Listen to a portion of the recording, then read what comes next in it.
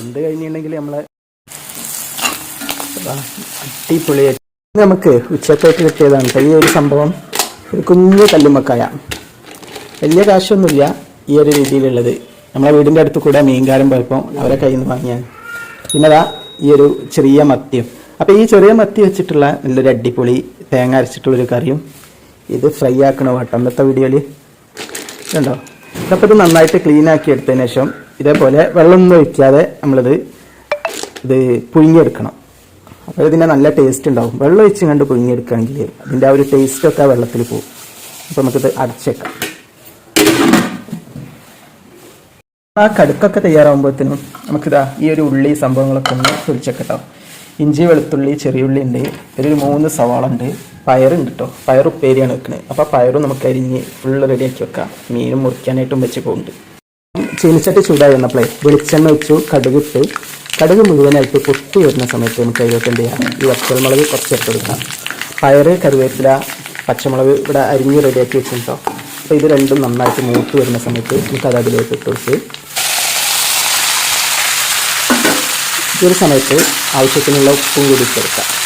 എന്നിട്ട് നന്നായിട്ട് മിക്സാക്കി കൊടുക്കാം. പിന്നെ നല്ല ഗ്രീനിൽ ഈ നല്ല വറ്റൽമുളക് കാണുമ്പോൾ നല്ല ഭംഗിയുണ്ടല്ലേ. ഈ ഒരു രീതിയിൽ ഉണ്ടോ, ഈ പച്ച കളറിൻ്റെ അടുത്ത് ഈ വറ്റൽമുളക് നന്നായിട്ട് മിക്സാക്കി കൊടുക്കാം. ഈ ഒരു സമയത്ത് ഇവിടെ കുറച്ച് വൻപയർ വേവിച്ച് വെക്കുന്നു കേട്ടോ. ഇതുപോലെ കുറച്ച് ഉപ്പിട്ടിട്ട് കുതിർത്ത് വെച്ചതിന് ഒരു 4 മണിക്കൂർ നേരം കുതിർച്ച വൻപയർ കേട്ടോ. അത് വേവിച്ച് മാറ്റി വെച്ചിന്. അപ്പോൾ വൻപയർ നമുക്ക് ഇതിലേക്ക് ഇതുപോലെ ഇങ്ങനെ കോരിട്ടെടുക്കാം.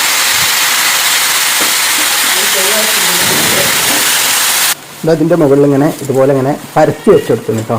ഇതേപോലെ ഈ ഒരു വെള്ളത്തിൽ കിടന്നിട്ട് പതുക്കെ നമ്മൾ വൻപയർ വേവിച്ച ആ വെള്ളം ഉണ്ടാവുമല്ലോ, അതിൽ നമ്മളെ ഈ ഒരു സാധാരണ നമ്മളെ പച്ചപ്പയറും കൂടി നന്നായിട്ടൊന്ന് വെന്ത് വരട്ടെ കേട്ടോ. വെന്ത് കഴിഞ്ഞിട്ടുണ്ടെങ്കിൽ നമ്മളെ ഉപ്പേരി തയ്യാറായി. ഇത്രേ പണിയുള്ളൂ. അത് വെന്തുണ്ടാവും കേട്ടോ. അത് നന്നായിട്ടൊന്ന് മിക്സാക്കി കൊടുക്കുക. നമ്മളെ ഉപ്പേരി തയ്യാറായി.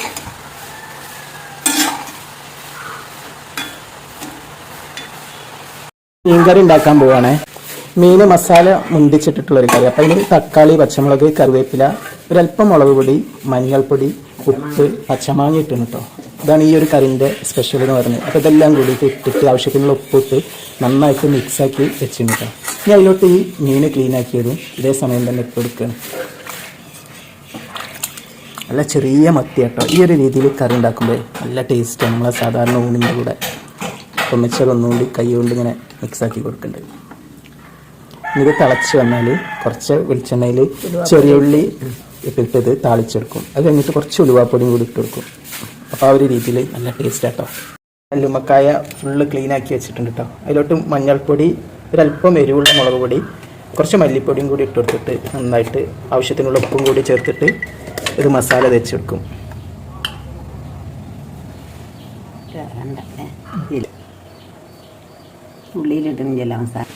അപ്പോൾ അതിലേക്ക് കുറച്ച് ചെറിയുള്ളി, വെളുത്തുള്ളി, അതേപോലെ തന്നെ ഇഞ്ചി ഒന്ന് നന്നായിട്ടൊന്ന് ചതച്ചതും കൂടി ഇട്ട് കൊടുക്കുന്നുണ്ട് കേട്ടോ. ഈ ഒരു രീതിയിൽ ചേർക്കുമ്പോഴാണ് നല്ല ടേസ്റ്റ് ഉണ്ടാവുക. പെട്ടോളി ഇത് നന്നായിട്ട് മിക്സാക്കി എല്ലാം ഒട്ടിച്ച് എത്തിക്കുക.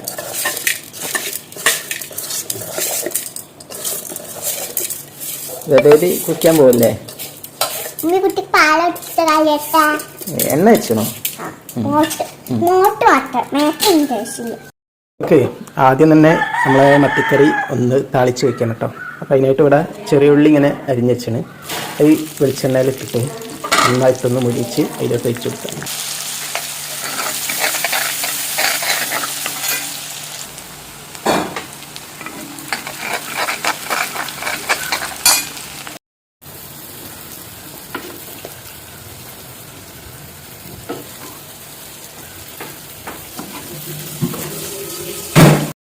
അത് ഫ്രൈ ആക്കണം.